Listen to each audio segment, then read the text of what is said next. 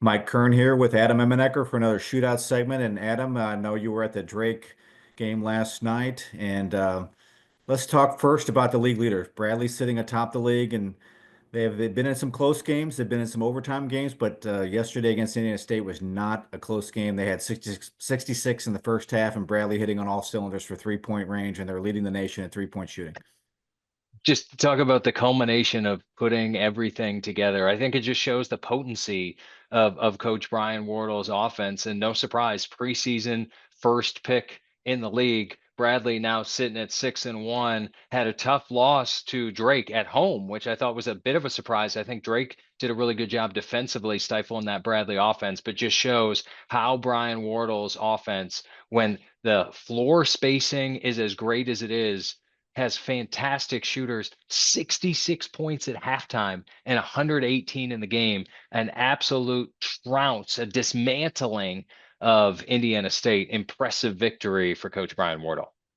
Yeah, and Murray State has been playing very well. They had won four of their last five heading into the game against UIC on Wednesday night. They lost in double overtime to the Flames.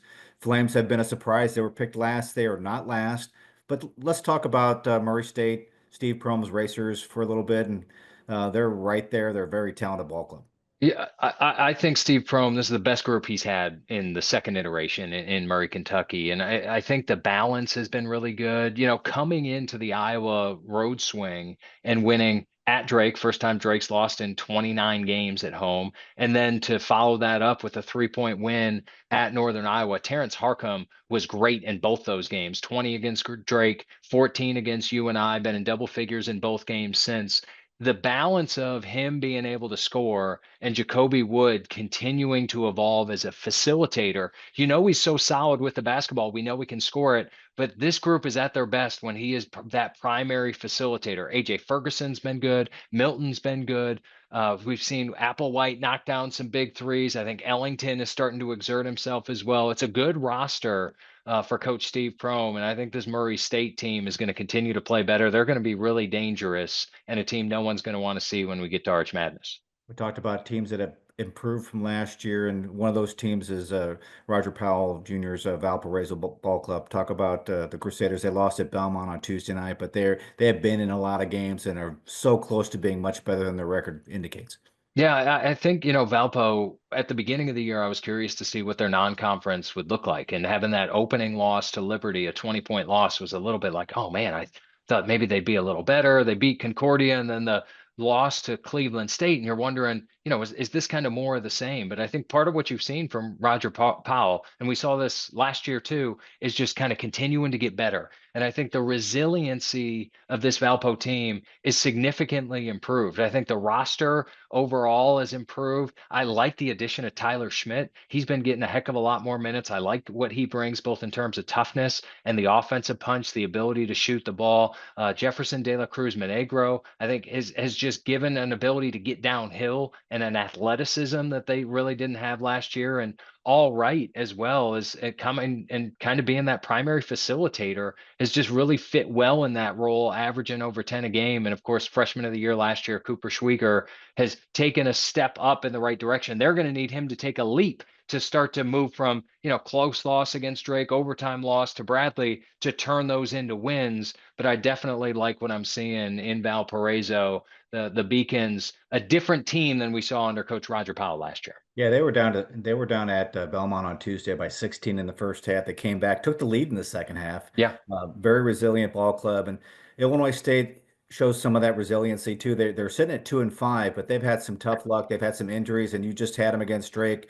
Let's finish up by talking about Ryan Pedon's ball club, and then we'll wrap it up for tonight.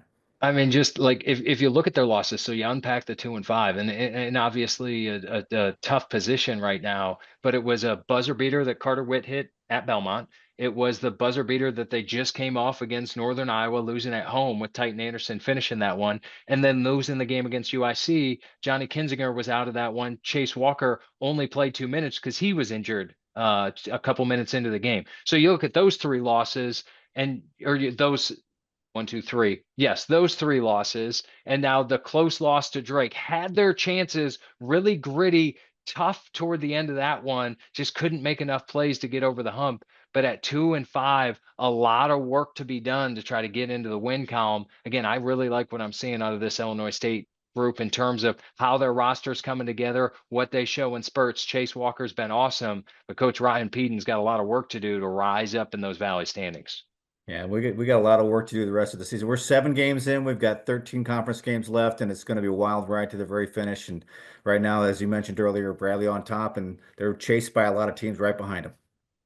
Yeah, and what it was it last week, Mike? There were 8 teams tied for second place. So no surprise, always jumbled in the Valley standings as we get to this time of year. But the jockeying begins. The jockeying for position begins January into February. This is my favorite time of Valley basketball, seeing the teams of who really is for real and can sustain a full season. A lot of tests upcoming here in the next couple weeks.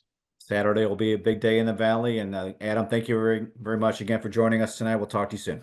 Sounds good. Thanks, Mike. All right, bye-bye.